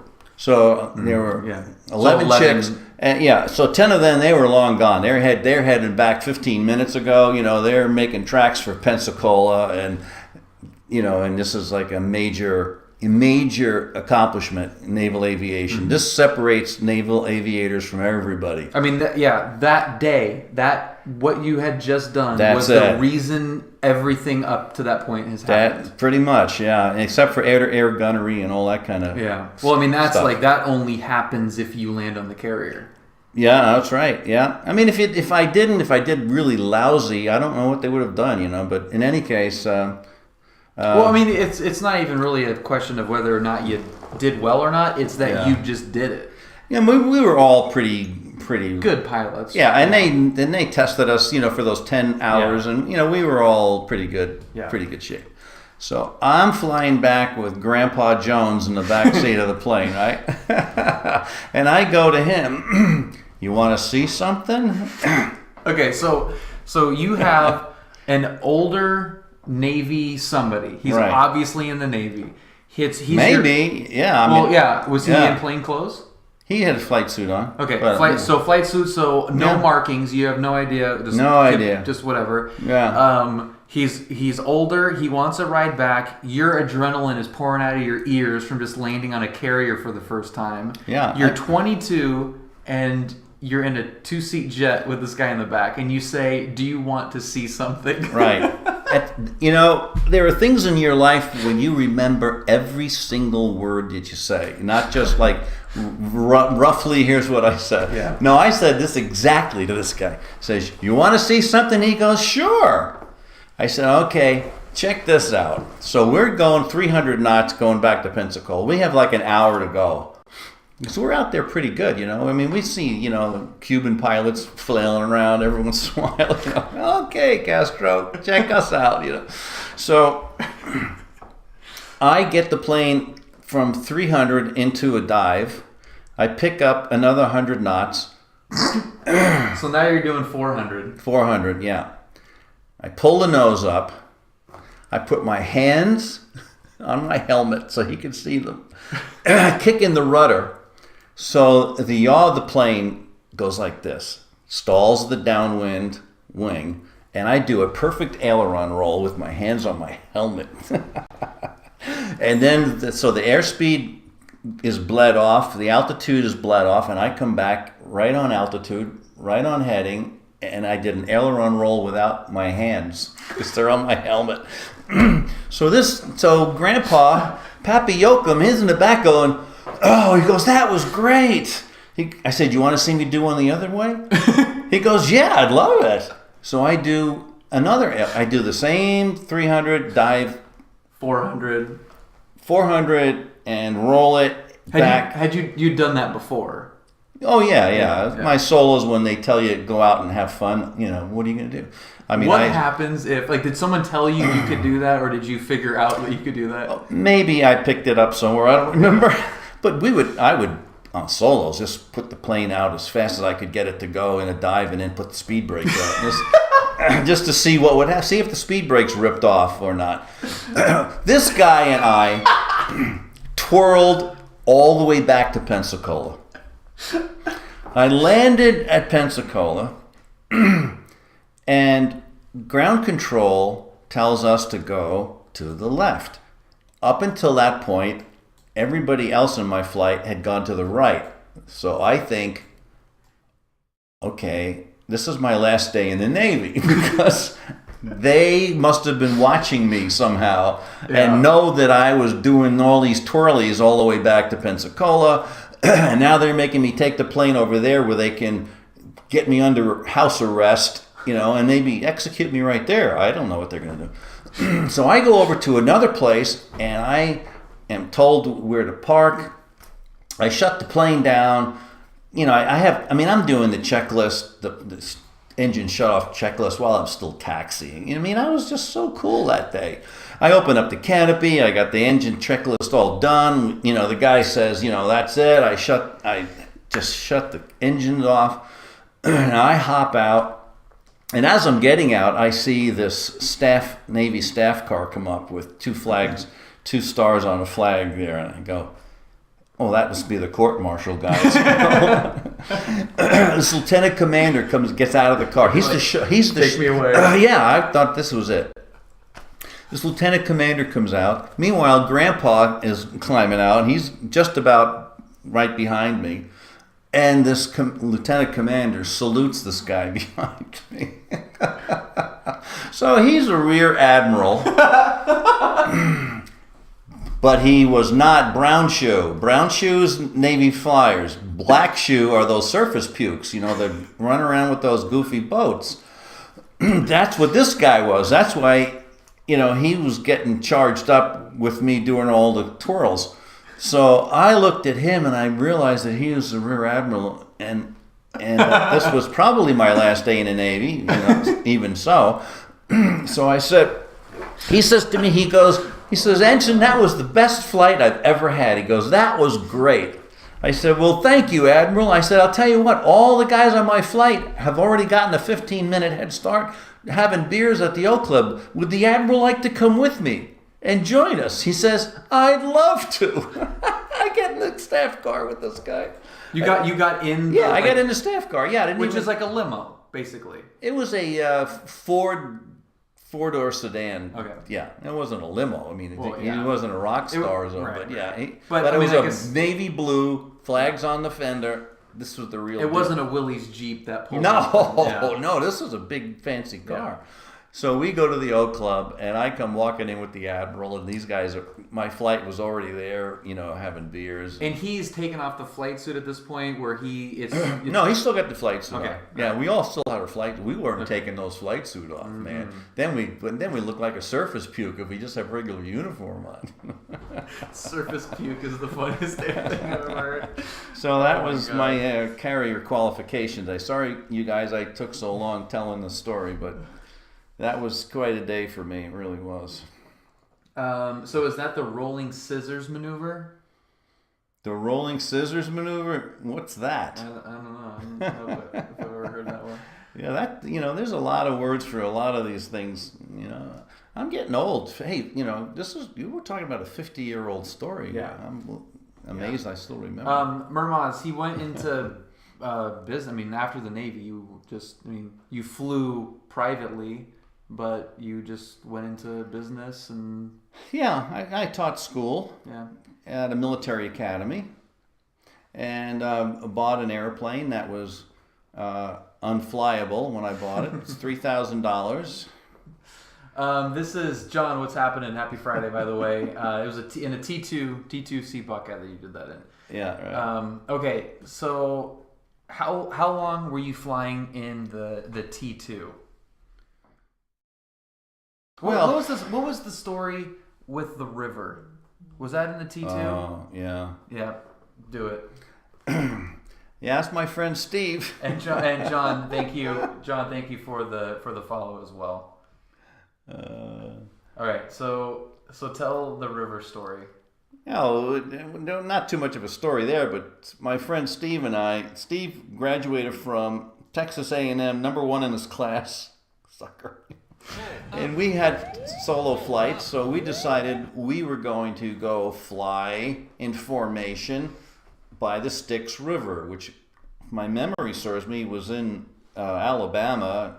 You could probably look it up. You probably know more than I do where it is. I think it was the Styx River, and we were going to just have some fun. So we followed the Styx River with Steve right behind me. And we're going through the meandering river, and there was a guy fishing on the river. I mean, you're like in... Oh, we were lower than the trees. No. Oh, we were right on the deck. So we flew over this poor bastard in this fishing boat, and then we just climbed up. Steve was right there, And so, I mean, were you doing it like single file? He was behind me, okay, yeah. Yeah. So not necessarily in formation. No. Yeah. So we were on button 18, I think it was, which was a button we decided to use, but that wasn't supposed to be used for anything, and we were talking on that one between our two planes. Ernie says, I just want to say that Dan seems like a good guy for a Navy pilot, not quite up to the caliber of a U.S. Air Force navigator, just saying. He's a... that's right. He was a navigator on a AC-130. Oh, is that right? No, those guys they were the smart ones. They would tell you where to go, and how long it was going to take, and would you have any fuel left when you got wherever you're going. Yeah, so, those are the guys you always made friends with first, were the guys that were in charge of navigating. So when you said you were on button 18, that's basically a pre-programmed radio frequency. Yeah, right. Okay. So instead of dialing in 1, 2, 3, 4. Yeah, that's for civilian pukes. And military guys, it's all button 1, 2, 3, and so on. So 18 was like one that we never ever used. We couldn't imagine anybody ever using it. Yeah.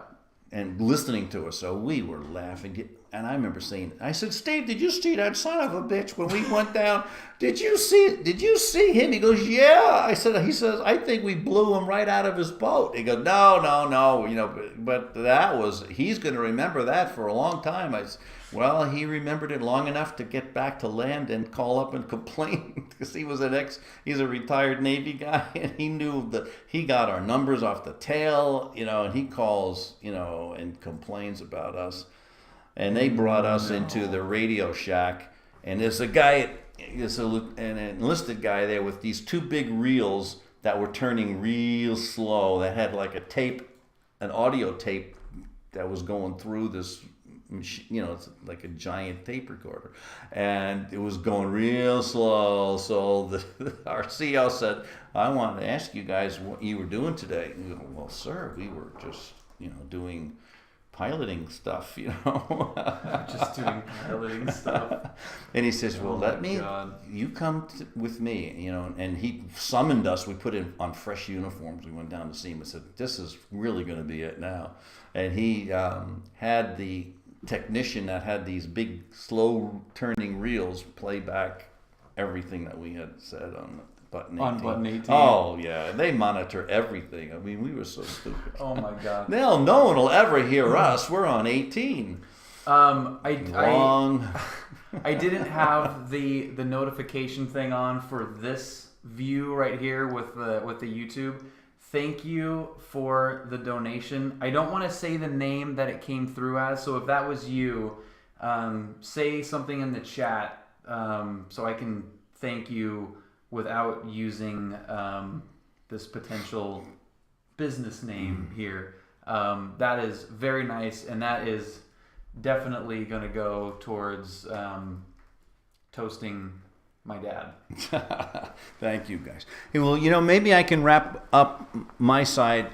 I know you're in charge of this, Bill, but maybe we'll do another one some other time, and I'll leave some stuff to discuss. But I want to tell you one quick thing about civilian aviation.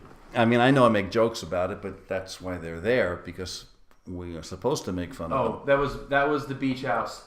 The beach house, thank you very much. Really, really appreciate it. Yeah, that was nice. Cool.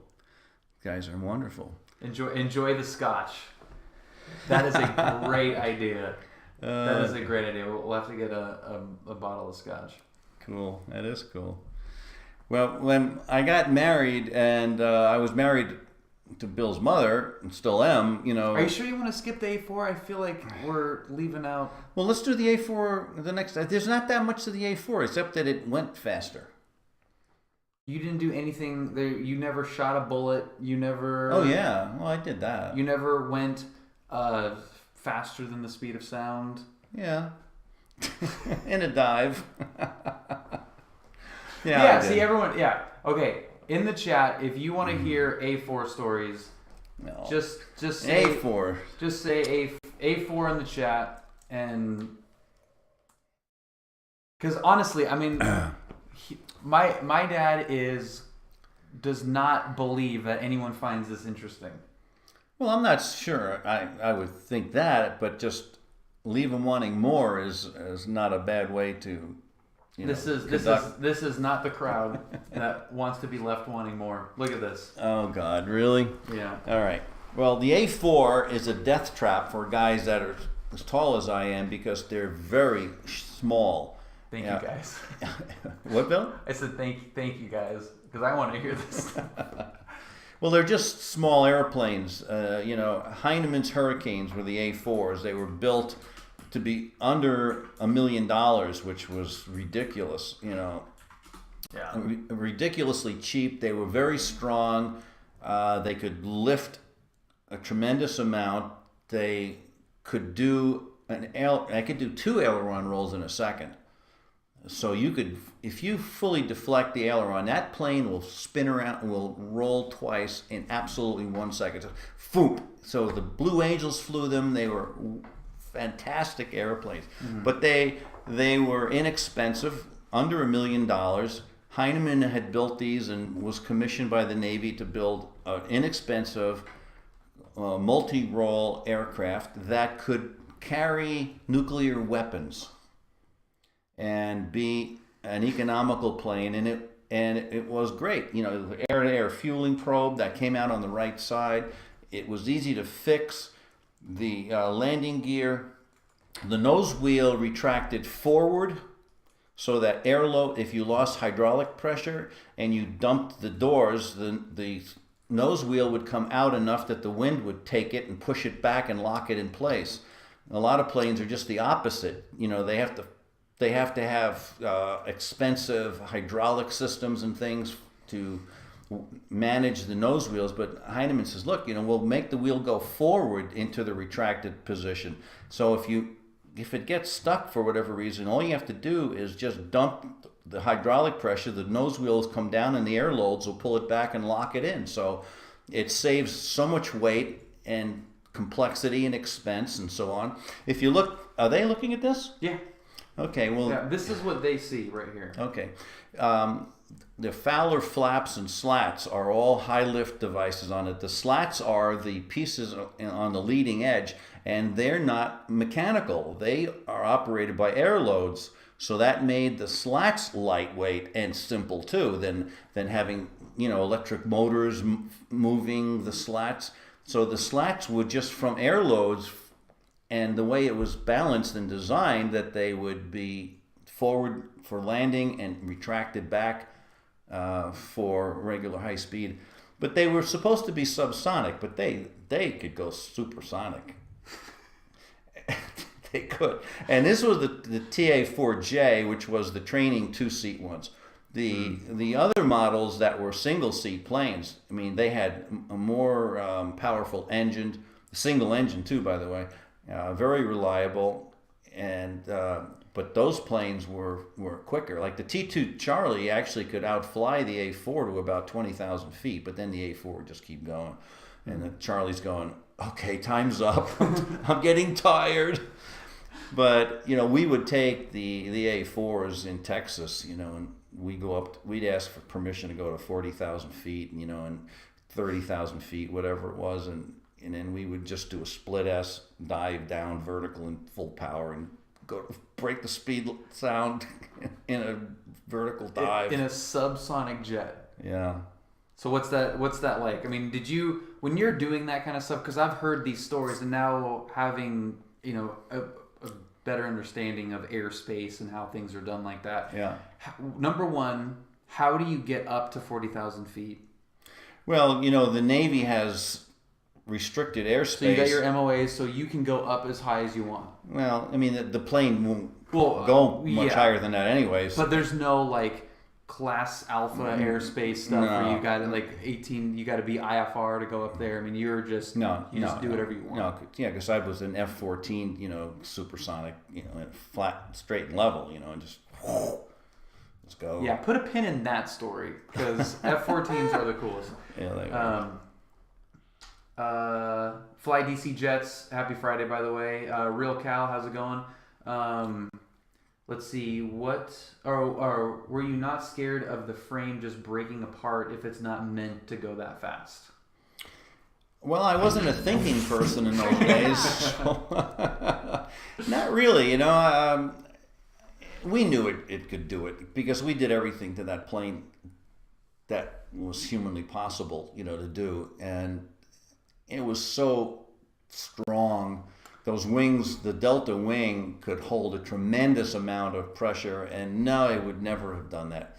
It really, and you know, you got an ejection seat, so you know, if you lose a wing, it's not the end of the world. You just eject. That's one way to put it. It's like the Cirrus parachute. It's like, well, you got the caps, you might as well. You see how the nose wheel comes down forward? Yeah, it does look. So the air loads pull it back, man. Yeah. Look at that little sucker come in. Yeah, Kim, thank you for the donation as well. The bottle of scotch keeps getting nicer and nicer. Man, I'll tell you what. what. That's pretty nice, Kim. Thank you very, very much. That's awesome. Well, yeah, we thought I was too tall to be really safe in that thing because it's tiny looking. Well, it is tiny. It's 24,000 pounds gross. The plane weighs 12,000, so it's lifting its own weight. It's amazing. Oh, airplane. there's the Fowler flaps in the front. Those there. are the slats. Oh, slats. Sorry. Yeah, that's right. There's a good shot of them there, and that red is just idiot paint that's just on there. But it's the slats. Yeah, and that's you could push those with your hands, and they'll just slide up. Huh. They don't. These guys. These guys on the left are actually leaning on the wing. I'm kind of looking to see if they're going to push that up. Could be. Well, that's the same plane that John McCain flew. Is that a caster nose? Is that a castering nose wheel or is it steerable? It's castering. It is castering. Yeah. Is that pretty?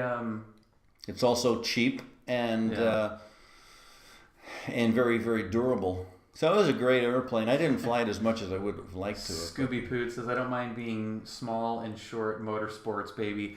I have raced in Lotus Elises, so it's all a mindset.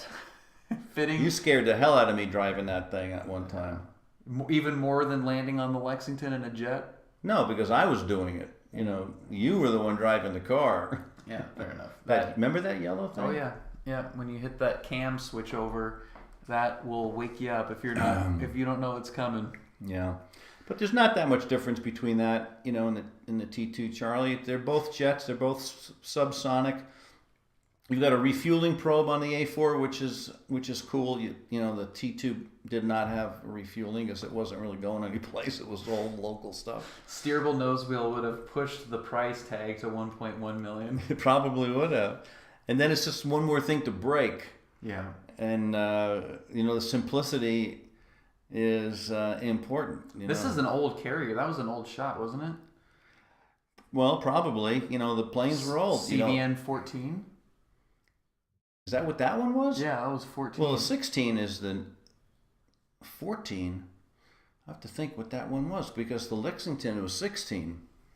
You sure it wasn't 41? It was 14. It said 1.4. Yeah.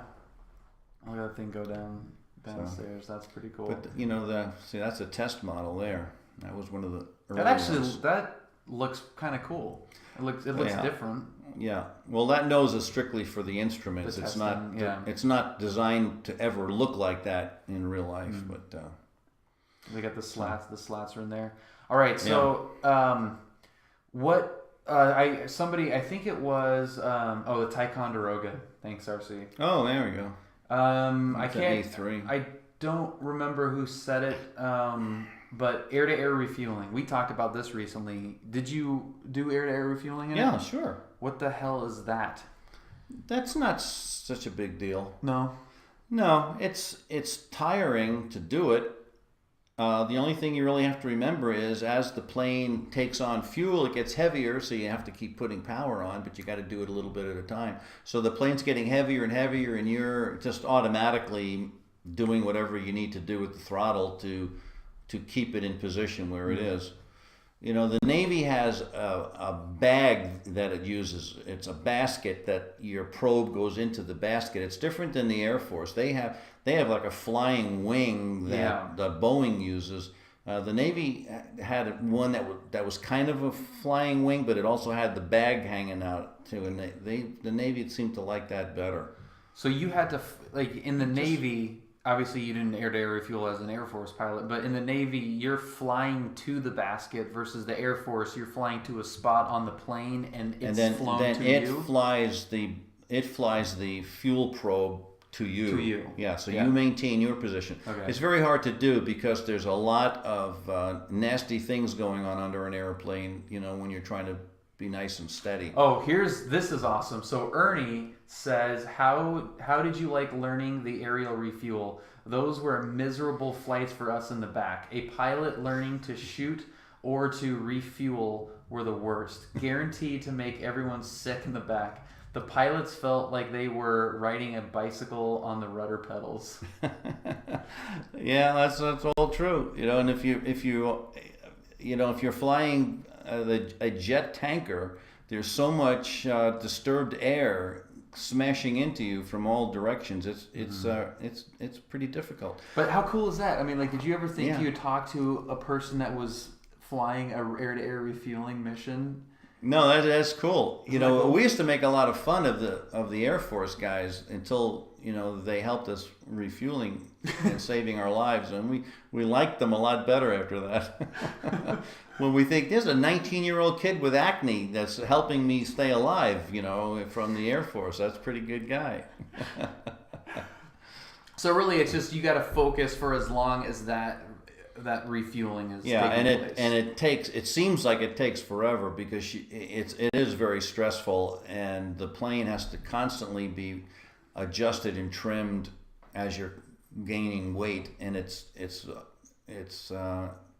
you're happy you got those guys because it makes a huge difference in what the plane can do when it's got the ability to refuel in the air.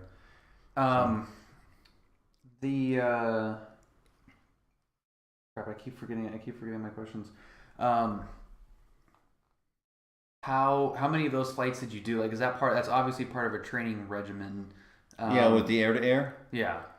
Like how is all this stuff kind of like a checkout like you would with not really a commercial rating kind of thing, but where you have to be signed off to, like, you got your air-to-air sign off, you got your bomb dropping sign off. Is that? Oh yeah, that's all very carefully and meticulously maintained. Your logbooks, just for those reasons. But everybody goes through the same syllabus, so it's not like, I forgot to get my air refueling check ride. That's all very carefully done, and it's one of the last things you do.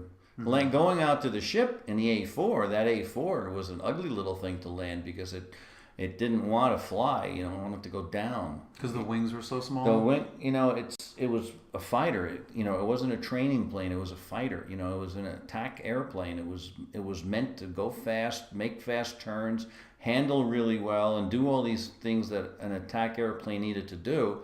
And landing on a carrier was more challenging. The T2 was like easy. So as a T, you're checked out in a jet with the T2, and you graduate from jet school essentially, right? And then you got to do the carrier quals on the A4 also. Well, okay, but first of all, how did you get into the A4 versus any other plane like the F-14? Well, the A4 was part of our advanced jet training. That was the plane everybody flew. It's TA-4J. Oh. Everybody flew that. That was in jet training. So if you would have stayed in the Navy, you could have gone into a different plane. Oh, I would have. You would have. Yeah. Did you have any idea what that plane would have been? No, we have no idea. Whatever. Yeah, that's right. Could have stayed with the A4s. Yeah. Could have stayed in the training command and flown the TA-4Js as an instructor. Yeah. The F-14s, were relatively new in those days, and that was, an exciting plane. Mm-hmm. So that could scare the life out of you. That was my favorite plane as a kid. And you actually flew in one of those, right? Yeah. Yeah. And going back to the hang on, this is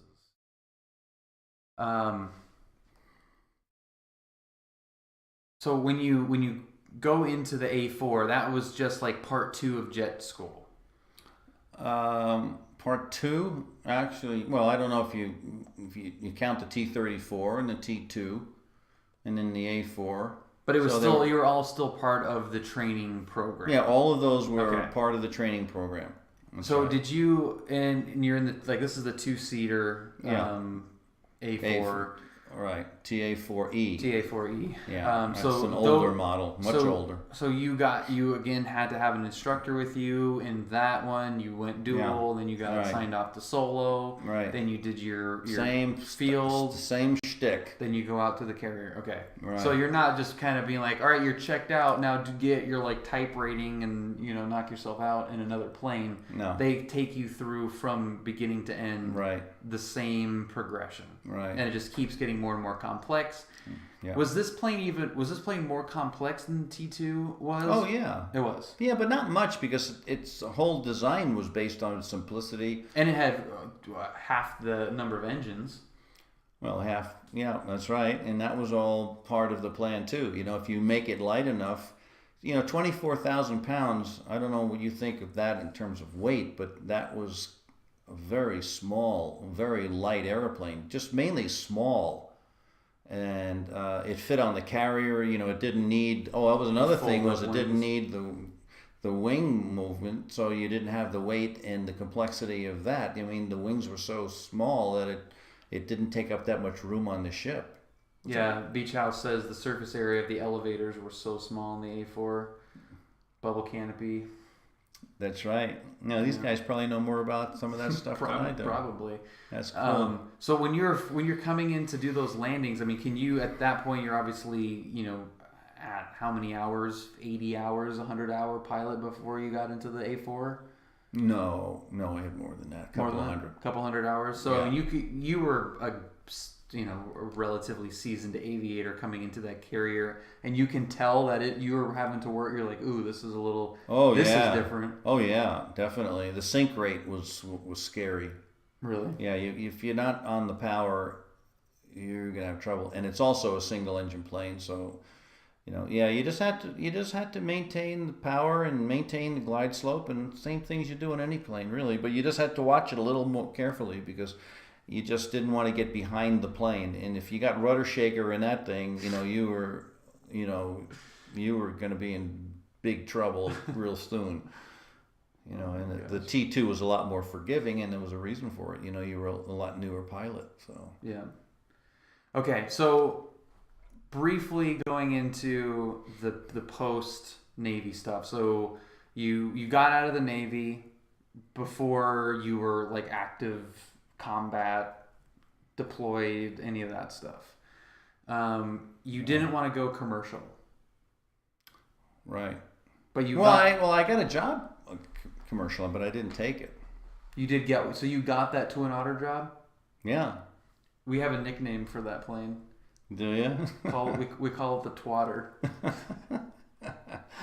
Okay, the landing checklist, down and welded. Oh my God, the fixed gear commercial airplane. Oh man, could fly that thing with my eyes closed. Those PT6s are pretty cool though. Yeah, they are.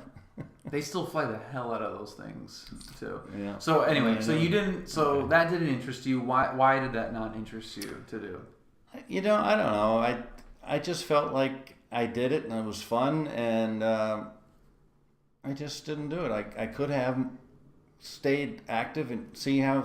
Oh, you see him just push the. Oh yeah. There he goes. He's just pushing that thing up, man.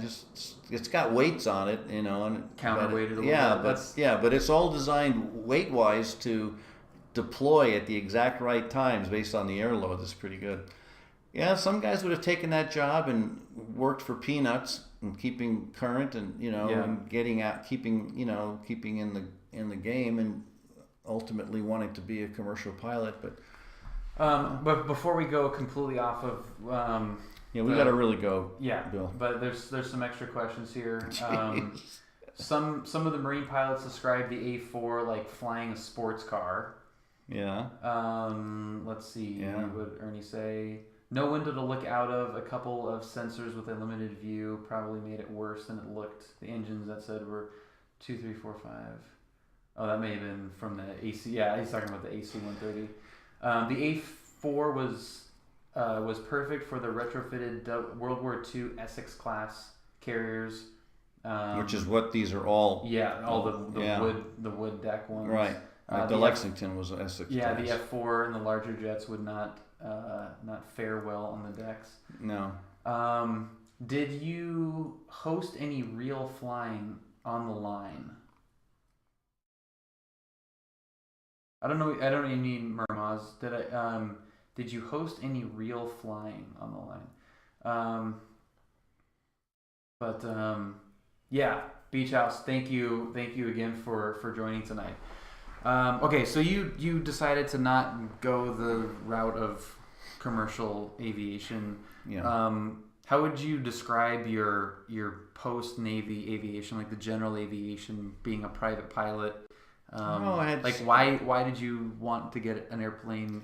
Well, I still loved flying, and But you went from an A4 jet off of a frickin' aircraft carrier. Oh, I missed the napalm. Did you have any napalm training?